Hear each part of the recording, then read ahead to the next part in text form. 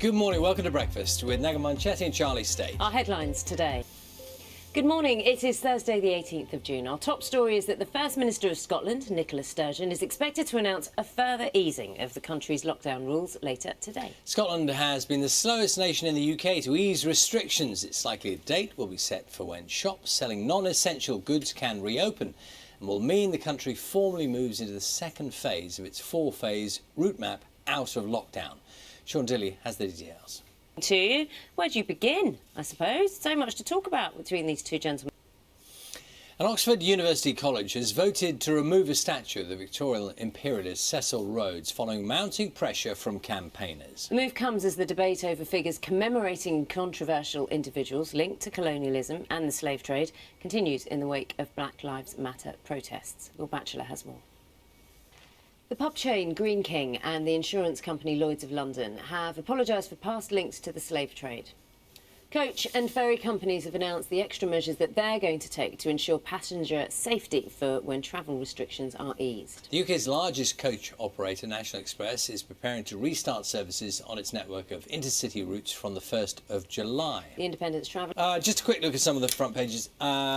Do you know, these things tickle me, I'll be honest with you. You know when people see a bowl of soup and they say they can see Jesus or whatever, they often see those things. Toast, isn't it? Pizzas. It's usually toast, I think. Che Guevara, but now someone's telling me it looks like Che Guevara, I'm seeing it. You know, it's like those funny optical illusions. You know those optical illusions where sometimes you see the things and then you don't, but if someone tells you it's there, then you see it. To me, it looks more like that thing. Do you remember that little... it's a kind of a toy you used to have where you could move little iron filings around and like create... a kaleidoscope. The thing One of those that used looks more like that to me. There's a whole generation that's not going to have a clue about what we're talking about. But you used to put it on your eye and then it had loads of little bits of paper. And you'd end up with a pattern of some kind. Yeah, fabulous it was.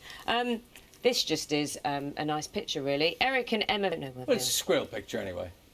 Outside of Ryde on the Isle of Wight. There you go. There you go. Thank you. Thank you for that. Now we know. That's the main thing. 18 minutes... Go on. No, I was just going to talk about the next thing we're talking about. I've really missed the theatre. And I've been trying... do you remember we spoke about... Was it Lungs that they've redone? Yes. It was Claire Foy and... I can't remember the other actor. Yeah. But it was a two-hander, and there were some scenes where they had clinches, didn't they? And they've redone it so that they social distance while they're doing it, so you can watch it online. They're doing live performances for which you can buy tickets to watch at home. Yeah, but it shows just the innovation of how theatre's changing. But I do miss sitting down, going to the theatre. Yeah, and there are real problems about just how and when and if you can get a gathering of people together in a theatre to watch a show. Yeah, so we've already heard now, yesterday, the producer behind some huge West End shows confirming not coming back anytime soon. That was Cameron McIntosh, whose productions include Les Miserables, Mary Poppins and Hamilton. He says they won't be back until next year at the earliest. It comes as the pandemic continues to have a crippling impact on the industry. Our arts correspondent, David Silito, has this report. Real problem. We'll be getting more on this story after 7:30, speaking to the Chief Executive of the Society of London Theatres and a theatre actor. Of course, so many people along the lines. Of course, there's the production staff, there's the people who maintain the buildings, there's the actors, there are the writers. The knock-on effect of that is huge. Yeah. 21 minutes past 6 is the time. At this time of year, of course, you can imagine airports being full of people heading off for some summer sun. Non-essential travel, though, isn't an option. So perhaps you're going to look a little bit closer to home. Sean is this morning at Caravan Park in the Lake District, having a look at how they will, well, I guess, hope that at some point they'll be able to welcome visitors again. Show us around a bit, Sean. I mean, it looks great there. They're all, there's quite a few of us in the studio and in our ears, just really looking at it and just wistfully looking at it. Do you know what's interesting? It's really foggy. When we look at the shot from up above, we've got a drone shot of where you are. Good morning. Here's a summary of today's main stories from BBC News. Scotland's First Minister, Nicola Sturgeon, will announce a further relaxation of the country's lockdown rules later today. Scotland. The pub chain Green King and the insurance company Lloyd's of London have apologised for past links to the slave trade. There will be catastrophic consequences if there isn't immediate investment in the care sector. This is according to care leaders in England. Good advice, really. Sensible advice, and it's true. But it's sometimes obviously very difficult to see that if you are feeling those emotions. 6:34, perfect time to talk to our GP. Yes, for a little more advice. We're joined today midday. 20 minutes to 7, so you might be missing the gym, mightn't you? Yes, enormously. Look at As Mike's you well face. know, as you well You know, know. but what I was going to say, morning, Mike. What I was going to say, you might be missing the gym and actually being able to have some physical exercise, but people like you yesterday would have been enjoying watching people Oh, of course. getting And I must say, physical at their sports. I did see Charlie. Thanks very much. See you later on. I think you're going to get some good pictures. We'll see. It is now 6:45. Good morning to you. After nearly 3 months, maybe a DIY trim along the way. Have you done that, Charlie? Cut your own hair? Oh, yes, plenty. A lot. Really? You'd be surprised. Everyone needs to go to the hairdresser. It's one of those things people are talking about a lot. I'm sitting here in surprise.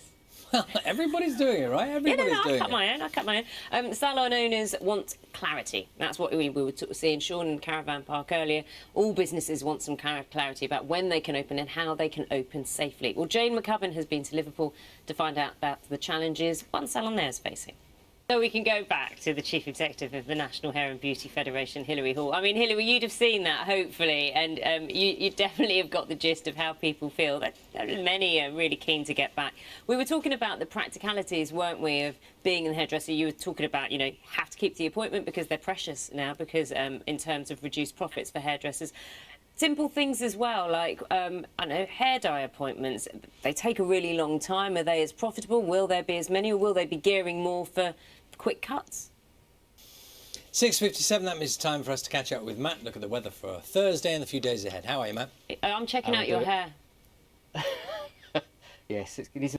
Good morning, it's Thursday the 18th of June. A further easing of Scotland's lockdown rules will be announced later today. Pubs may be able to open beer gardens, people could meet outside in larger groups, and places of worship could reopen for private prayer. Scotland's First Minister, Nicola Sturgeon, is also expected to announce a likely date for when shops selling non-essential goods can reopen. Sean Dilley has this report. The French President Emmanuel Macron arrives in the UK today to hold talks with the Prime Minister. Let's talk to our Paris correspondent, Hugh Schofield, who is... We haven't had a foreign leader visit the UK, of course, since lockdown, and this is Mr Macron's first visit. There once upon a time, all we spoke about was Brexit. Barely say it now. 7:08, and Oxford University College has voted to remove a statue of the Victorian imperialist Cecil Rhodes. It follows mounting pressure from campaigners. The move comes as the debate over figures commemorating controversial individuals linked to colonialism and the slave trade continues in the wake of Black Lives Matter. Our correspondent, Catherine